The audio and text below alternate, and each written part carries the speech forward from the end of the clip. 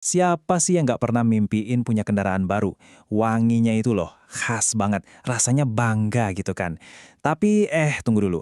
Sadar nggak sih kalau mimpi indah itu bisa jadi cuma selangkah lagi dari mimpi buruk finansial?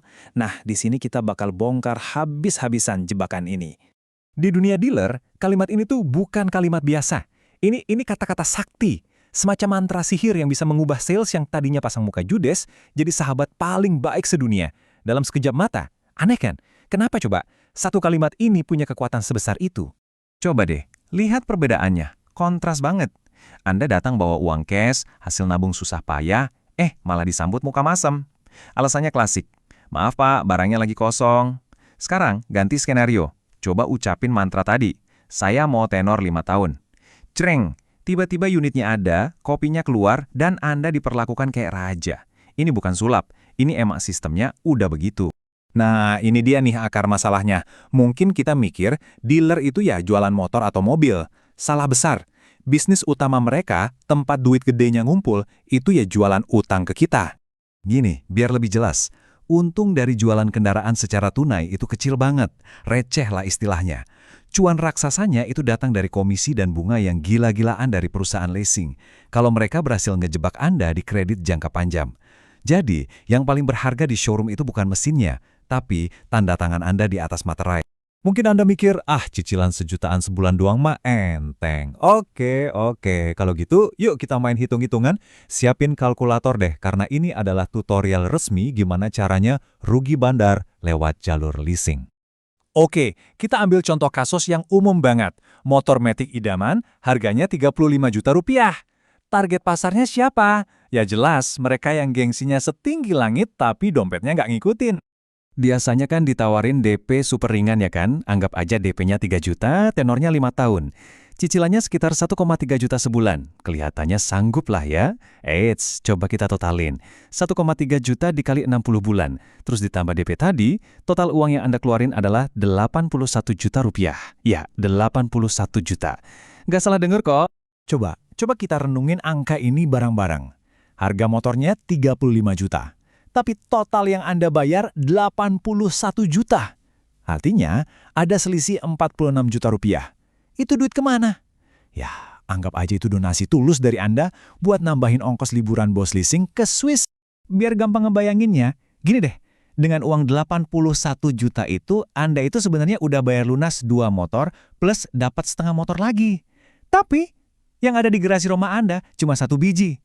Sisanya, ya nguap gitu aja jadi keuntungan buat orang lain. Anda kira penderitaan finansialnya berhenti di cicilan bulanan? Oh, salah besar. Anda itu sebenarnya baru aja beli gajah putih yang bakal terus-terusan nyedot duit Anda. Istilah gajah putih ini asalnya dari hadiah raja zaman dulu yang sengaja dikasih buat bikin bangkrut yang nerima karena biaya perawatannya mahal banget. Nah, kendaraan baru Anda itu gajah putih versi modern. Biayanya bukan cuma cicilan, tapi ada pajak tahunan, bensin yang makin mahal, servis rutin, belum lagi biaya-biaya tak terduga lainnya. Nggak ada habisnya. Dan ini dia, pukulan telaknya. Setelah 5 tahun berdarah-darah bayar cicilan, pas lunas, motor yang Anda tebus seharga 81 juta itu nilainya anjlok parah. Mungkin harga jualnya tinggal 15 jutaan. Coba bayangin, keluar uang 81 juta, tapi di akhir cuma megang aset senilai 15 juta.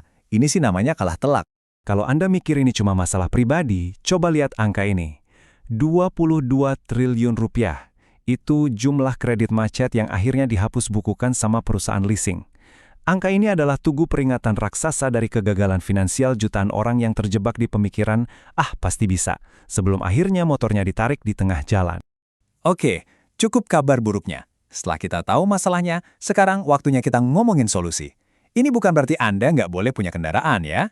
Ini artinya Anda harus jadi pemain yang lebih cerdik. Yuk, kita intip kode curangnya. Strategi pertama, jadilah penembak jitu kendaraan bekas. Penurunan harga paling gila itu terjadi di 3 tahun pertama. Biarin aja orang lain yang ngejar gengsi nomor 1 itu nanggung ruginya. Anda masuk pas tahun ketiga atau keempat, dapat motor dengan fungsi yang 100% sama, tapi harganya udah diskon gede. Ingat, gengsi itu nggak bisa buat bayar tagihan. Kalaupun emang harus banget kredit, pakai aturan aman ini. 20% 10/4. 1. DP minimal 20% buat ngurangin pokok utang.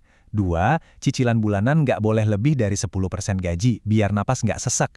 Dan yang paling krusial, jangan pernah, sekali lagi, jangan pernah ambil tenor lebih dari 4 tahun. Bunga di tahun kelima itu udah nggak logis, isinya cuma memperkaya leasing aja. Udah saatnya kita sama-sama ngubah cara pandang. Sudah saatnya kita berhenti ngukur kesuksesan orang dari merek kendaraannya atau dari kinclongnya cat mobil yang terparkir di depan rumah. Coba lihat perbedaannya di sini.